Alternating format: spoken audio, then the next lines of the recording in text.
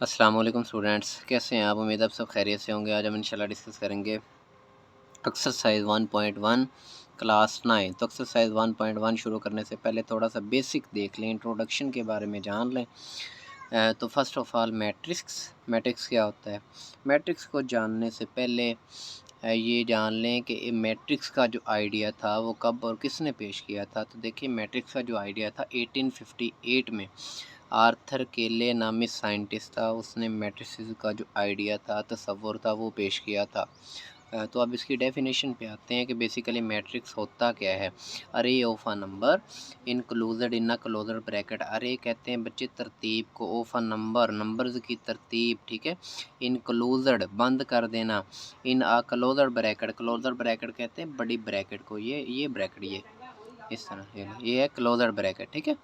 कि वो कहता है अरे ऑफ अ नंबर, जब आप नंबर्स को तरतीब के साथ एक बड़ी ब्रैकेट में बंद कर देते हैं तो उसे हम क्या कहते हैं? मैट्रिक्स कहते हैं। It is denoted by the capital letter. तो इस मैट्रिक्स को जो आपने याद रखना है, कैपिटल लेटर से जो है वो डिनोट करते हैं, मतलब बड़े लेटर से ABCDEF जो मर्ज़ी हो जाए, लेकिन होना वो क्या चाहिए? कैपिटल होना चाहिए। मिसाल के तौर पर मैंने एक नंबर लिखे हैं 1 2 3 4 5 6, ये मैंने इसकी एक अरेंजमेंट कर दी। अरेंजमेंट मतलब ये देखें, ये ठीक है, एक तरतीब इसको दे दी। तरतीब के बाद क्या करना है? इंक्लूड बंद कर देना है। किस में? ये मैंने बंद कर दिया इसे बड़ी ब्रैकेट में, और इसे किसका नाम दे दिया? कैपिटल लेटर A का। तो इसे हम क्या कहते हैं? मैट्रिक्स। इसी तरह ये देखें एक B है, तो 0 2 4 3, और इसे बड़ी ब्रैकेट में बंद कर दिया, ठीक है, इनक्लोज कर दिया, और इसे हम क्या कहते हैं? मैट्रिक्स। नेक्स्ट देखिए, रो ऑफ अ मैट्रिक्स क्या होता है जी? Row of a matrix the horizontal arrangement of the numbers की जो अरेंजमेंट है ना, तरतीब, हॉरिजॉन्टल किस मेथड से? हॉरिजॉन्टल से। हॉरिजॉन्टल मीन ये इस तरह, ठीक है, ये वाली, इसे हॉरिजॉन्टल कहते हैं। जो इस टाइप होती हैं उसे क्या कहते हैं? वर्टिकल कहते हैं। देखिए ये लाइन है, इसे क्या कहते हैं? हॉरिजॉन्टल। तो a horizontal arrangement of the number are called row of the matrix, ठीक है। ये देखिए एक मिसाल लिखी मैंने 1 2 3 4 5 6। अब इसमें कितनी रोज हैं? ठीक है, ये एक ये रो है और एक ये, इसको R1 का नाम दिया और इसको R2 का। नेक्स्ट है कॉलम ऑफ अ मैट्रिक्स क्या होता है? यहाँ पे रो में था हॉरिजॉन्टल, अब कॉलम में क्या आ जाएगा? वर्टिकल अरेंजमेंट, ठीक है। The vertical arrangement of the number are called column of a matrix. उसी एग्जांपल को लेके चल रहे हैं 1 2 3 4 5 6।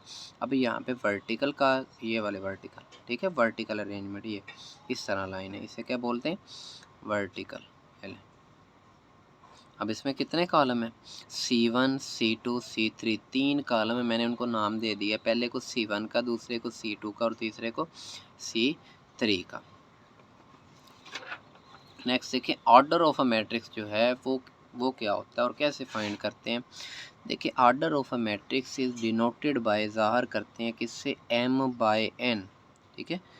वेयर M क्या है जी? यहाँ पे नंबर ऑफ रोज, N क्या है? Number of columns. ये जैसे इसकी डिफाइन है। अब एग्जांपल की मदद से आप समझें कि इसका ऑर्डर जो है वो हम कैसे फाइंड करेंगे। ये मैट्रिक्स दे दिया है, इसमें एलिमेंट है 1 2 3 4 5 और 6। अच्छा बच्चे, सबसे पहले M/N, पहले किसका जिक्र है? M का। M किसको शो कर रहा है? नंबर ऑफ रोज। तो इसका मतलब सबसे पहले आपने मैट्रिक्स में रोज़ देखनी है कि कितनी रोज़ हैं। देखिए अब इसमें कितनी रोज़ हैं? ये 2 ही रोज़ हैं ना, एक R1 और एक R2, ये ले 2 रोज़ है ना, एक ये रही और एक ये रही। अब इसमें आपने कॉलम देखना है, M/N। कॉलम देखिए कितने हैं? 1 2 और 3, 3 कॉलम है। ये लिख दिया मैंने। नंबर ऑफ रोज़ कितनी है? 2, और नंबर ऑफ कॉलम्स कितने हैं? 3। तो इसका ऑर्डर क्या आएगा? 2/3। पहले हमेशा आपने रोज़ देखनी है, रो के बाद आपने कॉलम की तरफ जाना है। ये देखिए M/N, इसका मतलब यही है ना कि पहले आपने रोज़ देखनी है बाय N, और बाद में क्या देखना है? कॉलम देखना है। Next, equal matrix. Important definition है, 2 matrix A and B। Equal matrix के लिए कम अज़ कम 2 मैट्रिक्स का होना लाजमी है। तो 2 matrix A and B are set to be equal matrix. वो कहता है 2 मैट्रिक्स को आप इक्वल मैट्रिक्स तब कह सकते हैं इफ़ 2 कंडीशन को अगर वो सेटिस्फाइड करता है। 2 कंडीशन कौन सी हैं?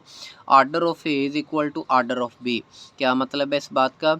कि 2 मैट्रिक्स होंगे ना, उनमें अगर फर्स्ट में 2 रोज़ 2 कॉलम है, सेकंड में भी 2 रोज़ और 2 कॉलम होने चाहिए, ठीक है।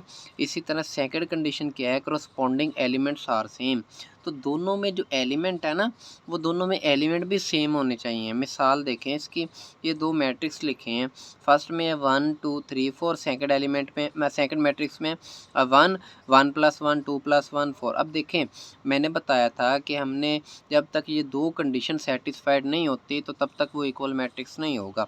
अब इसमें पहली बात क्या चेक करनी है, order of A equal to order of B, मतलब दोनों का आर्डर चेक करना है। तो इसमें 2 रोज़ है 2 ही कॉलम है, इसमें भी 2 रोज़ हैं और 2 ही कॉलम है, तो इसका मतलब है इसकी फर्स्ट कंडीशन जो है वो सेटिस्फाइड हो गई है। और सेकंड देखिए, करस्पॉन्डिंग एलिमेंट्स आर सेम, दूसरी कंडीशन ये थी कि इन दोनों में एलिमेंट क्या होने चाहिए, एक जैसे होने चाहिए। अगर एक एलिमेंट भी डिफरेंट आ गया दोनों में तो वो इक्वल मैट्रिक्स में नहीं आएगा। देखें 1 यहाँ पे है, फर्स्ट में 1 है, अब 2 है, 1 + 1 कितना होता है, 2 ही होता है ना। अब यहाँ पे क्या है 3, तो 2 + 1 2 में आप 1 जमा कर दें 3 आएगा, और यहाँ पे क्या है 4, तो ये क्या है, ये इक्वल मैट्रिक्स है। चलते हैं एक्सरसाइज की तरफ। एक्सरसाइज 1.1 शुरू करते हैं। Find order of the following matrix, क्या फाइंड करना है जी, ऑर्डर बताना है। ए मैट्रिक्स दिया हुआ है 2 3 -5 6। फर्स्ट ऑफ ऑल हम इसमें नंबर ऑफ़ रोज़ देखते हैं, फिर नंबर ऑफ़ कॉलम्स देखते हैं। अब इसमें कितनी रोज़ हैं, एक ये और एक ये, 2 रोज़ हैं, और कॉलम कितने हैं, ये 2 कॉलम्स हैं, ठीक है। नंबर ऑफ़ रोज़ कितनी है 2, नंबर ऑफ़ कॉलम्स कितने हैं 2, तो इसका ऑर्डर क्या आएगा 2/2। इसी तरह बी देखें, बी जो मैट्रिक्स है वो इक्वल है 2 0 3 और 5। इसमें नंबर ऑफ़ रोज़ कितनी है 2 रोज़ हैं, और कॉलम कितने हैं 2 ही कॉलम है, तो इसका जो ऑर्डर आएगा वो 2/2। नेक्स्ट देखें, सी मैट्रिक्स, इसमें एलिमेंट है 2 4, रो की शक्ल में ये दिया हुआ है। तो इसमें देखें कितनी रोज़ हैं, एक रो है, और कॉलम कितने हैं जी 2 कॉलम है। ये देखें रो एक ही है ना, ये रो हॉरिजॉन्टल, ये लें ये R1, और कॉलम कितने देखें ना, ये C1 और C2, 2 कॉलम है। तो इसका मतलब नंबर ऑफ़ रो 1 है और नंबर ऑफ़ कॉलम से कितने हैं 2, तो इसका ऑर्डर क्या आएगा 1/2। नेक्स्ट देखिए डी जो है, इसमें एलिमेंट है 4 0 और 6। अब इसमें आपने नंबर ऑफ़ रोज़ चेक करते हैं ना, तो कितनी रोज़ हैं, 1 2 और 1, 3 रोज़ हैं, और कॉलम कितने हैं जी, एक कॉलम है, तो इसका जो ऑर्डर आएगा वो 3/1 आएगा। देखिए ई मैट्रिक्स में A B C D E F ये एलिमेंट हैं, तो सब फर्स्ट ऑफ ऑल इसका हमने क्या करना है, ऑर्डर फाइंड करना है। तो नंबर ऑफ़ रोज़ देखिए कितनी है 1 2 3, कॉलम कितने हैं 1 और 2। देखिए नंबर ऑफ़ रोज़ 3 हैं और नंबर ऑफ़ कॉलम्स कितने हैं 2, तो इसका जो ऑर्डर आएगा वो आ जाएगा 3/2। इसी तरह ये F मैट्रिक्स है, ओनली 1 एलिमेंट है, ठीक है। तो अब इसमें देखें एक ही रो है, ये देखें एक ही रो है और एक ही कॉलम है, तो इसका जो ऑर्डर आएगा वो क्या आ जाएगा 1/1। इसी तरह जी वाला देखें 2 3 0 1 2 3 2 4 5, इस मैट्रिक्स में एलिमेंट है। तो इसमें नंबर ऑफ़ रोज़ देखें 1 2 3, नंबर ऑफ़ रोज़ कितने हैं 3। अब कॉलम देखें 1 2 और 3, नंबर ऑफ़ कॉलम्स कितने हैं 3, तो इसका ऑर्डर क्या आएगा 3/3। इस तरह एच वाला देखें, एलिमेंट है 2 3 4 1 0 6, नंबर ऑफ़ रोज़ कितनी है 1 और 1 कितनी होगी 2, और नंबर ऑफ़ कॉलम कितने हैं 3, तो इसका जो ऑर्डर आएगा वो क्या आ जाएगा 2/3।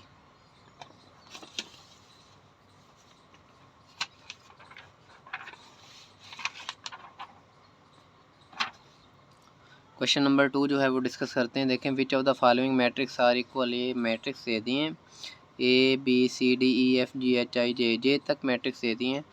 तो हमने बताना है कि इनमें से इक्वल मैट्रिक्स क्या हैं। बच्चे मैंने इक्वल मैट्रिक्स की डेफाइन में आपको बताया था कि आपने 2 कंडीशन याद रखनी। पहली क्या थी कि आर्डर क्या होना चाहिए, दोनों मैट्रिक्स का सेम होना चाहिए, और दूसरी बात कि इनमें एलिमेंट क्या होने चाहिए, सेम होने चाहिए। अब देखें यहाँ पे क्या है, ए मैट्रिक्स में 3 है, यहाँ पे है जी सी मैट्रिक्स, इसमें 5 - 2, तो 5 में से अब 2 को माइनस कर दें, क्या आएगा 3 आएगा। इसका मतलब यहाँ पे एक ही रो है एक ही कॉलम है, यहाँ पे भी एक ही रो है एक ही कॉलम है, यहाँ पे भी एलिमेंट 3 है, यहाँ पे भी एलिमेंट 3 है। दूसरी कंडीशन यही है ना, एलिमेंट्स आर सेम या एंट्रीज आर सेम, तो इसका मतलब ए किसके इक्वल आएगा, सी के, ये मैंने लिख दिया।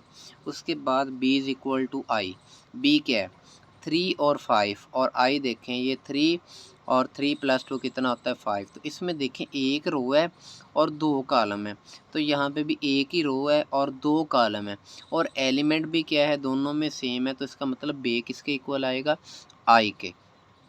अब नेक्स्ट देखें is equal to H, H is equal to J, ये तीनों आपस में क्या है इक्वल हैं। क्यों इक्वल हैं चेक करते हैं जी।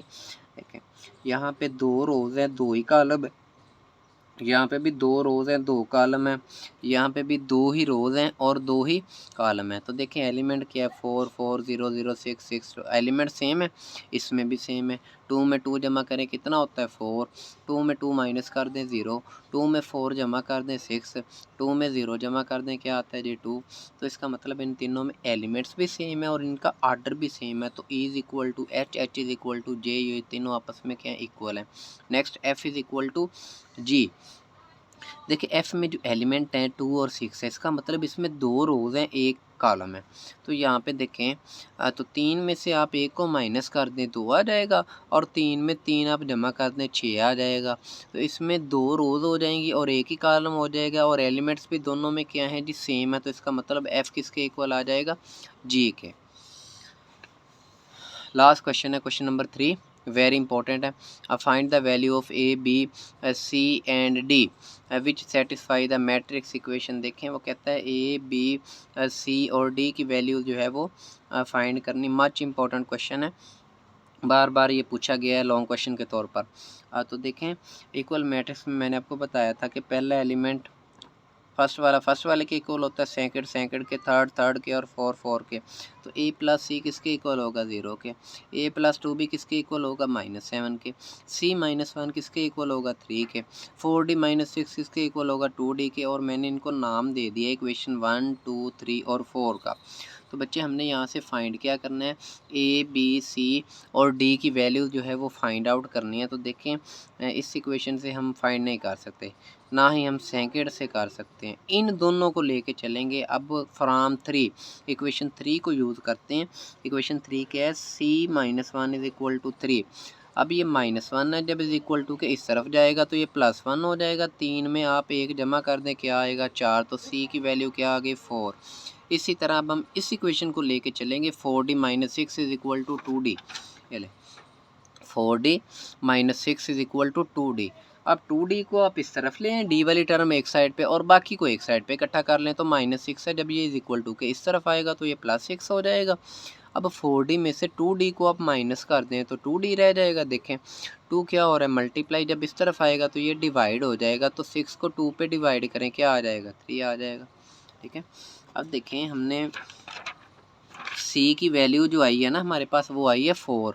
अब इसको हम 1 में पुट करेंगे, जहाँ पे c होगा ना 1 क्या a plus C is equal to 0 है ना, तो c की जगह पे हम वैल्यू क्या पुट करेंगे 4 पुट कर देंगे। तो a plus 4 is equal to 0। ठीक है, अब ये हमने a की वैल्यू फाइंड आउट करनी है 4 प्लस का, तो इज इक्वल टू के उस तरफ जाके माइनस का हो जाएगा। इसी तरह नेक्स्ट देखें a की वैल्यू क्या आ गई -4। अब इक्वेशन हमारे पास कौन सी बचती है, ये वाली इक्वेशन बच रही है ना सेकंड वाली। तो a प्लस 2 भी -6 है, तो ये देखें a की जगह पे क्या आ गया, ये वही है a प्लस 2 भी इज इक्वल टू -6। इसको यूज़ किया, b की वैल्यू यहाँ पे पुट कर दें -4 प्लस 2 भी इज इक्वल टू -7। अब बी वाली टर्म को आप एक साइड पे रखें, दूसरे को आप एक साइड पे, तो ये -4 है इज इक्वल टू के उस तरफ जाएगा तो ये +4 हो जाएगा। देखिए प्लस माइनस माइनस होता है, 7 में से आप 4 को जो है वो माइनस करें क्या आएगा 3 आ जाएगा, लेकिन साइन माइनस का। तो हमने बी की वैल्यू फाइंड करनी है, तो 2 मल्टीप्लाई हो रहा है इस तरफ आके ये डिवाइड हो जाएगा। तो बी किसके इक्वल आ गया -3/2, या आप इसे पॉइंट में लिख दें, आई थिंक -1.5 जो है वो इसका आंसर आएगा।